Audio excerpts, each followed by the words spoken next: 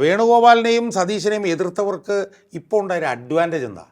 അവർ ശക്തരാണെന്നും അവരാണ് ഭൂരിപക്ഷമെന്നും മറുഭാഗത്തിന് ബോധ്യമായി. അതെ, മനസ്സിലായി.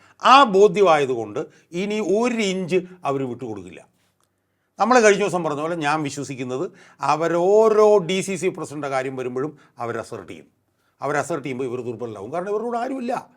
കാരണം മാനസികമായി ഇവരുടെ കൂടെ കൊടിക്കുന്നിൽ സുരേഷില്ല, മാനസികമായി ഇവരുടെ കൂടെ വിഷ്ണുനാഥില്ല, ഷാഫി പറമ്പിൽ ഒരു ചുക്കും ചെയ്യാൻ കഴിയില്ല. അങ്ങനെ വരുമ്പോഴത്തേക്കും എ പി അനിൽകുമാറിന് എന്ത് പുല്ല് ചെയ്യാൻ കഴിയും? ആരാണ് എ പി അനിൽകുമാർ? ഞാൻ ചോദിക്കുന്നത്. എ പി അനിൽകുമാറും മലപ്പുറത്തുള്ള കോൺഗ്രസിൻ്റെ ഒരു ഉറച്ച സീറ്റിൽ നിന്ന് 4-5 തവണയായി ജയിക്കുന്ന ഒരാളാണ് A P Anilkumar. A P അനിൽകുമാറും വേണുഗോപാലും തമ്മിലുള്ള അടുപ്പം എന്താ? രണ്ടുപേരും സോളാർ കേസിൽ നല്ല പങ്ക് വഹിച്ചിട്ടുള്ളവരാണ്. എന്തൊക്കെയോ കാരണം കൊണ്ട് രക്ഷപ്പെട്ടു. അപ്പോൾ എ പി അനിൽകുമാറിന് ഒരു ചുക്കും ചെയ്യാൻ പറ്റില്ല. അപ്പം ഒരു വശത്ത് നിൽക്കുന്ന ഈ കഴിവുകെട്ട ആളുകൾ, സണ്ണി ജോസഫിനൊന്നും ചെയ്യാൻ പറ്റില്ല, അയാൾക്കൊന്നും ചെയ്യാൻ പറ്റില്ല, അടൂർ പ്രകാശിന് ഒരു ചുക്കും ചെയ്യാൻ പറ്റില്ല. അയാൾക്ക് കുറച്ച് ഈ മദ്യ കച്ചവടക്കാരുമായിട്ടുള്ള ചില ബന്ധം എന്നുള്ളതല്ലാതെ അയാൾക്കൊന്നും ഇതിനകത്ത് ഒരു പട്ടിക്കുഞ്ഞും അയാളുടെ കയ്യിലില്ല. ഈ വിഷയം കൊണ്ടുണ്ടായ ഒരു വലിയ അഡ്വാൻറ്റേജ് എന്താണ്?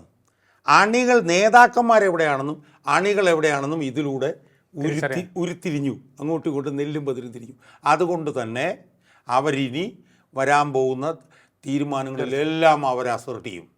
ഞാനിതിൻ്റെ ഒരു പ്രമുഖ നേതാവിനോട് ചോദിച്ചു, ഇനി എന്താണ് നിങ്ങളുടെ ഇതെന്ന് ചോദിച്ചപ്പോൾ, വരട്ടെ, പുനഃസംഘടനയിലേക്ക് കിടക്കല്ലേ, നോക്കട്ടെ, വരട്ടെ, എന്താ ചെയ്യുന്നത് നോക്കട്ടെ. അപ്പോൾ അതുകൊണ്ട് അതിനകത്തെ പോയിൻ്റ് എന്താണെന്ന് അറിയും, അവർക്ക് അവരുടെ ശക്തി മനസ്സിലായി.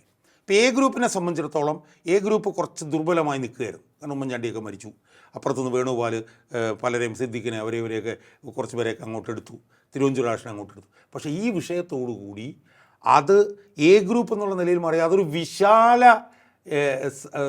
ഒരു സഖ്യം എന്നുള്ള നിലയിലേക്ക് ആ സാധനം മാറി. മനസ്സിലായില്ലേ?